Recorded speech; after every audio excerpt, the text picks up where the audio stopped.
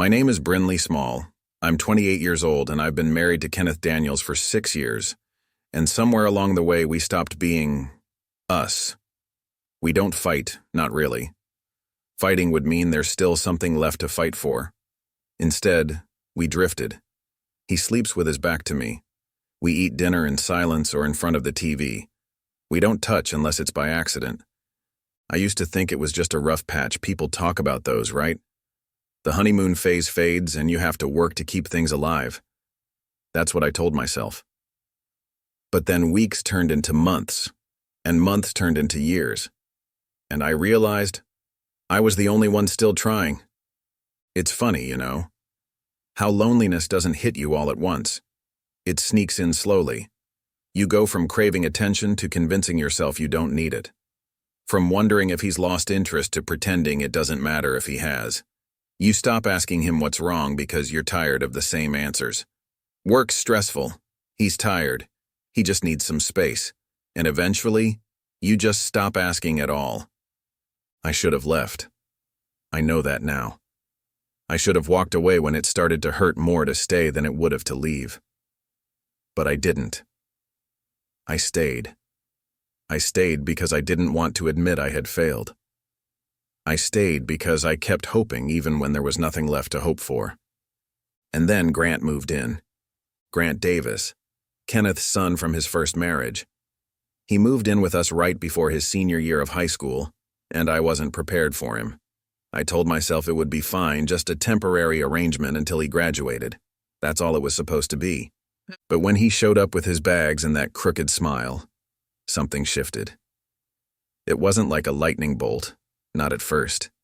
It was subtle. He looked at me like I was someone worth looking at. And after months of feeling invisible, that was dangerous.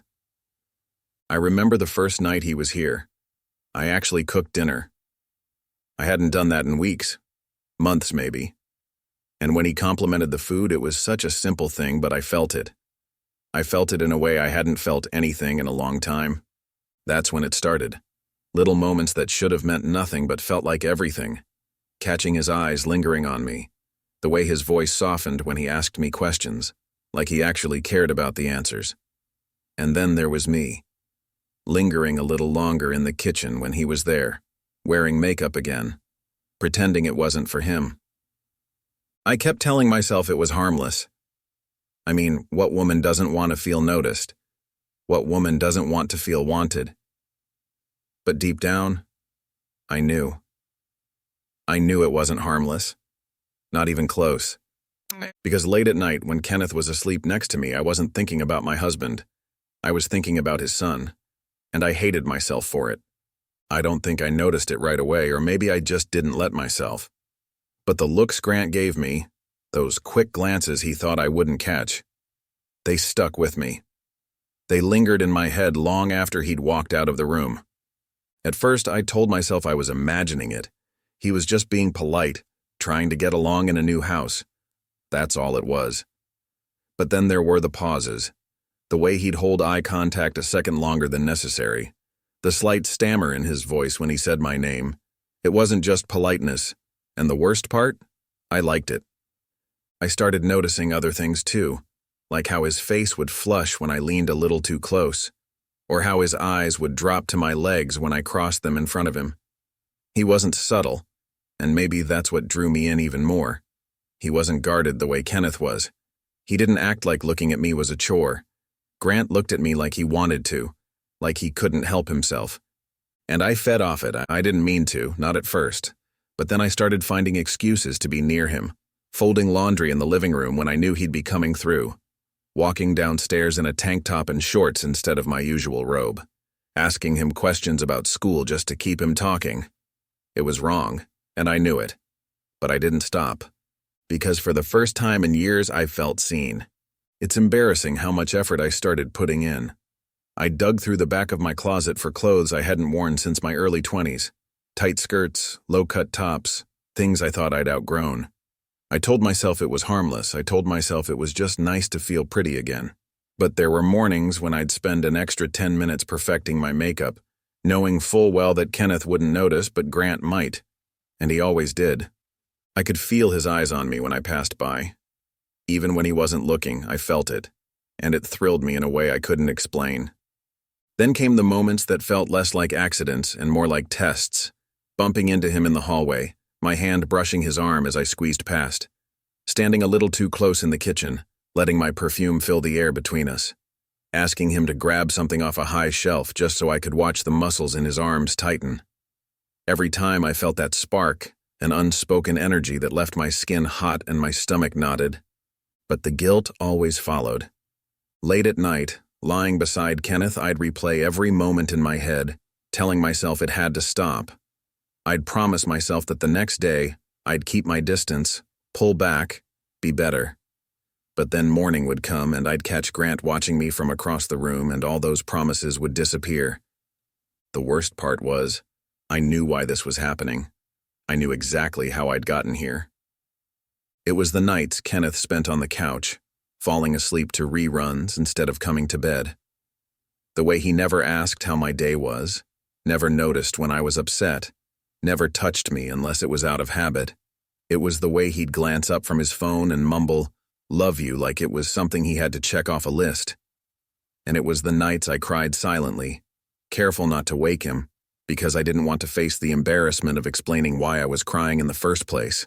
I thought about the early days, the late-night drives just to talk, the spontaneous road trips, the way he'd grab my hand and pull me into his arms like he couldn't stand being apart for even a second. I thought about the first time he told me he loved me and how it felt like nothing else in the world mattered. But those memories felt so far away now, like they belonged to someone else entirely. And maybe that's why I let Grant get so close, because he reminded me of what it felt like to be wanted. But the closer he got, the harder it became to ignore the truth.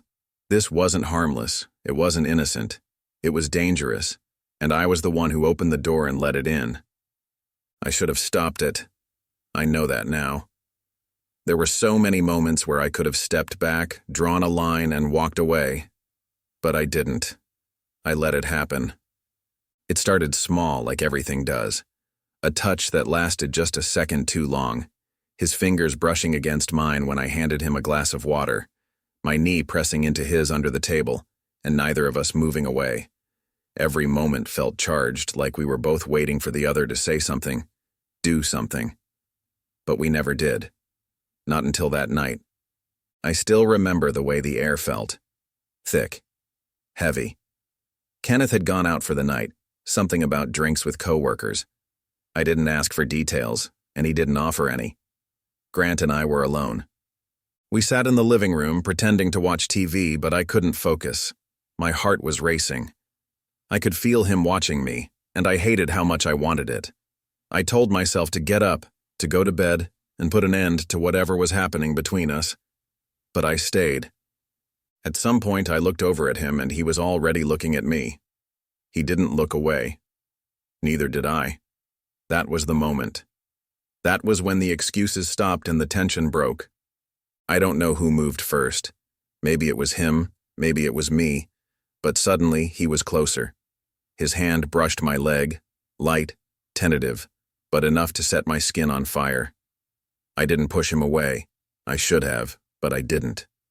Instead, I leaned in, and before I could stop myself, my lips were on his. It wasn't planned. It wasn't slow or careful. It was hungry, desperate, like we'd both been holding our breath and couldn't wait another second to exhale. And the second it happened, I knew I'd crossed a line I couldn't uncross. When it was over, we didn't say anything. He just stared at me, wide-eyed and nervous, like he couldn't believe what had just happened. And I felt sick. I stood up, mumbled something about going to bed, and left him sitting there. I thought that would be the end of it. I told myself it was just a mistake, a stupid, impulsive mistake that we'd both forget about by morning. But I couldn't forget.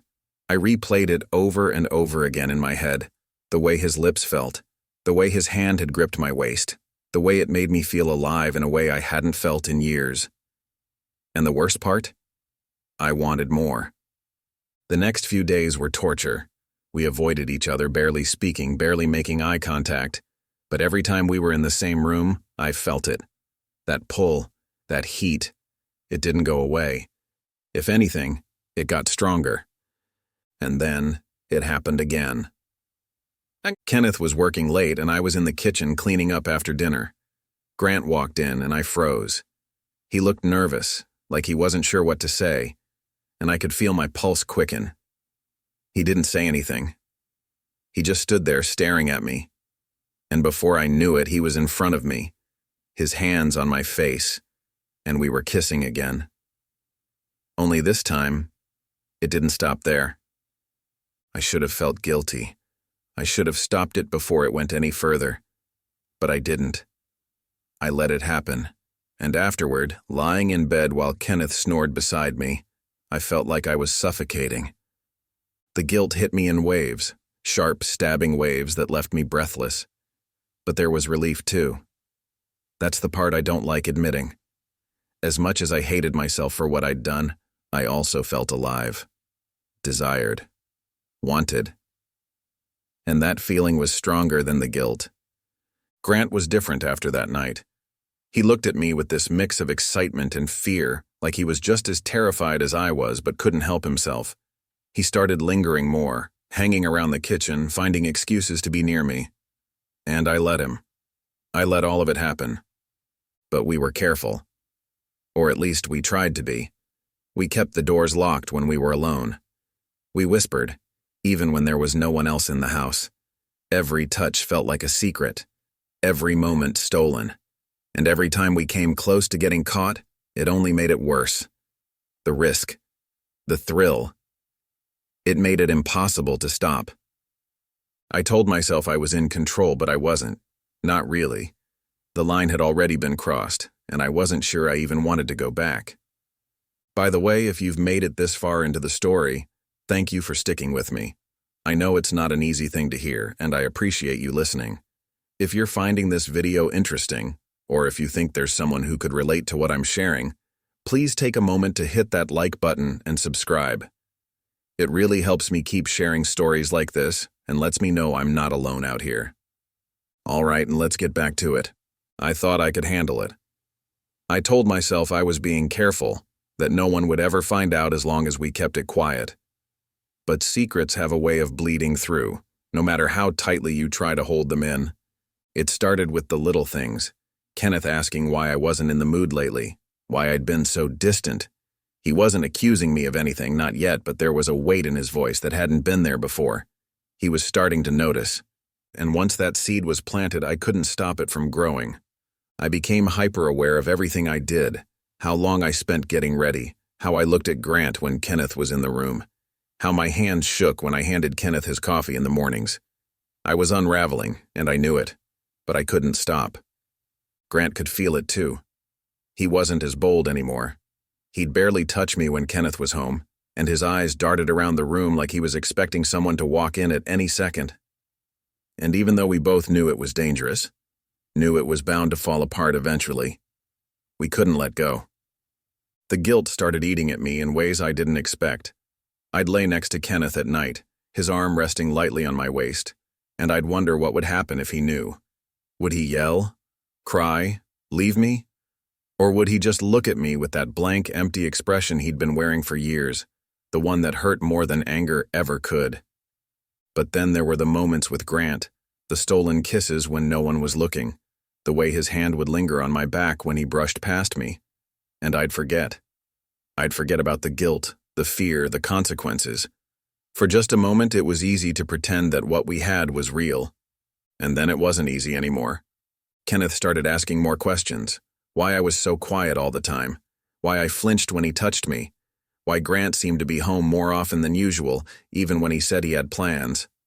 At first, I lied. Told him I was just tired, stressed, overwhelmed. But the lies felt brittle, like they could shatter at any second. And Grant? Grant was starting to crack too. We were sitting in my car one night, my hands gripping the steering wheel so tightly my knuckles turned white, when he finally said it. "What are we doing?" His voice was quiet, almost a whisper, but it hit me like a punch to the stomach. I didn't know how to answer. I just stared straight ahead, watching the streetlights blur in the rain. He waited, but I didn't say anything. Eventually, he let out a shaky breath and said it again. What are we doing, Brinley? This can't last. I hated hearing it, but I knew he was right. We couldn't keep pretending. We couldn't keep sneaking around waiting for the walls to close in. But even as he said it, I could feel his hand reach for mine, gripping it like he was afraid to let go. And I didn't pull away. I don't know, I finally said. I don't know what we're doing. I just know I don't want to lose this. I don't want to lose you. The words felt heavy, and I hated how much truth there was in them. But even as I said it, I knew it didn't matter. We were already losing each other. The weight of the secret was too much, and sooner or later it was going to crush us. I drove home that night with my heart pounding in my chest, convinced Kenneth would be waiting up for me, ready to confront me. But he wasn't. He was asleep on the couch, just like always.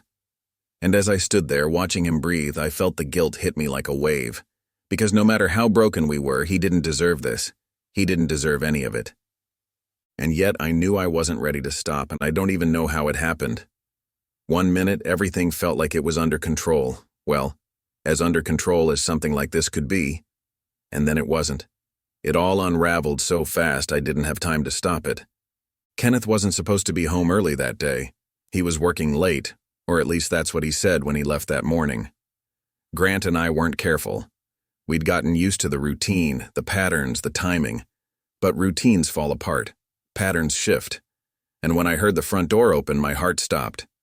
Grant was still upstairs. I could hear the shower running, the faint hum of water hitting tile. I froze in the hallway, my pulse pounding so loudly I thought Kenneth would hear it. And then he called my name. Brinley? I don't know why I panicked the way I did. I should have walked out and acted normal, but I couldn't move. My feet felt glued to the floor. And that's when I heard him coming up the stairs. I tried to think, tried to come up with something, anything, but it was too late. Kenneth turned the corner, and there I was, standing outside Grant's door with my hair messy, my face flushed, and panic written all over me. What the hell is going on? His voice was sharp, cutting through the air like a knife, and I just stood there, frozen, my mouth opening and closing like I'd forgotten how to speak. Then the shower stopped, and everything clicked for him at once. Are you kidding me?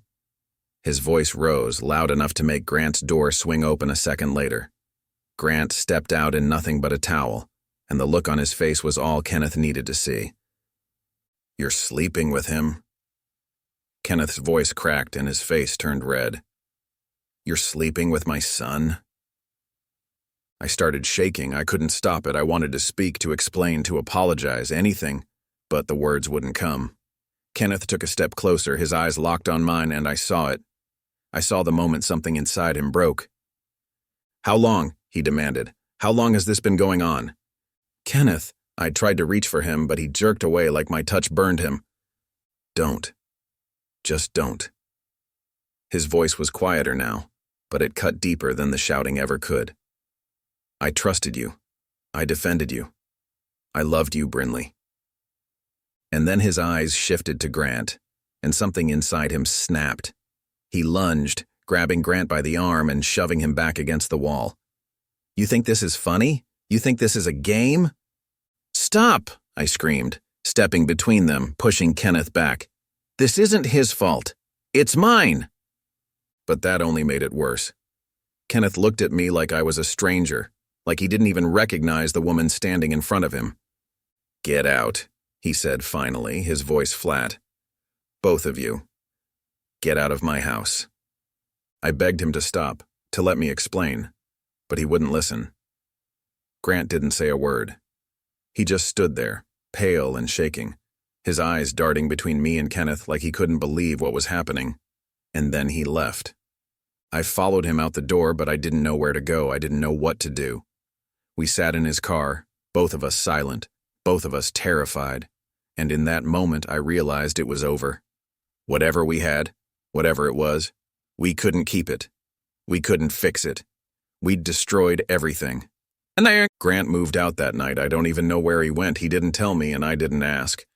And Kenneth didn't speak to me again. Not that night, not the next day, not ever. The house felt empty after that. Too quiet, too big.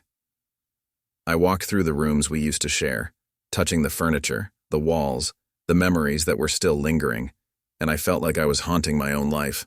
I thought about calling Grant, thought about begging him to come back to give me something to hold on to. But I didn't. I couldn't. Because no matter how much I wanted him, I knew I couldn't fix what I'd broken. It's been almost a year since everything fell apart. Some days, it feels like it just happened. Like I can still hear Kenneth's voice echoing through the house, feel the heat of his anger in the air. Other days it feels like another life entirely. Someone else's story, someone else's mistake. But it wasn't someone else, it was me. I did this. I've replayed that night so many times in my head, trying to figure out the moment where it all could have stopped, where I could have stopped. But the truth is, there wasn't one moment. It wasn't a single decision. It was dozens of small choices, each one pushing me closer to the edge until there was no turning back. Kenneth never reached out. I didn't expect him to. The divorce papers came in the mail a few months later, and that was that. No dramatic final conversation, no second chances, just a clean break. At least it was clean for him. I wasn't so lucky.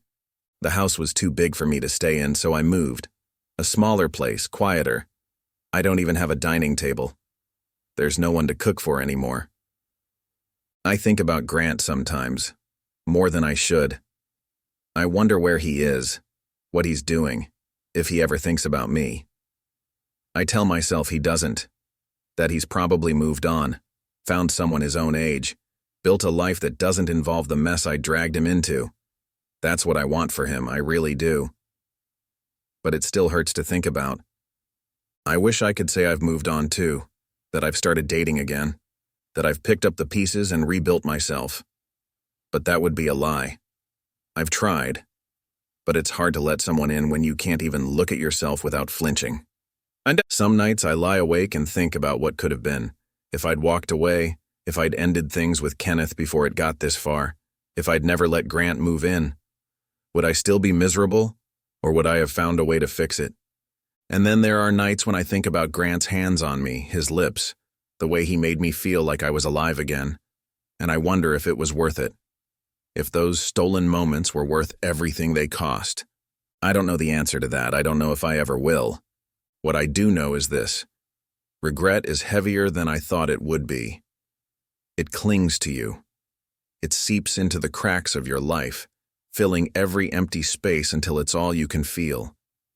And forgiveness, real forgiveness, is harder than I ever imagined, especially when the person you need it from the most is yourself. I don't know what's next for me. Some mornings I wake up and think about leaving this town, starting over somewhere new, somewhere no one knows my name, my past, or the things I did. Other mornings I can't even make it out of bed. I tell myself it'll get easier. That time fixes things. But I don't know if time can fix this. I don't know if I want it to. I don't know how to fix this. I don't know if I can fix it. And that's why I'm sharing my story with you. Maybe someone out there has an answer, something I haven't thought of.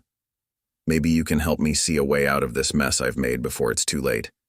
So please, if you have advice, if you've been in a situation like this or know someone who has, I want to hear from you. And if nothing else, let this be a warning.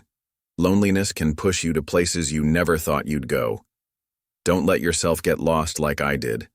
Don't let your world fall apart before you realize what's happening, because once you cross that line, there's no going back. Thank you for listening. Please share your thoughts, like this video if you found it helpful, and subscribe for more. I need to know I'm not alone.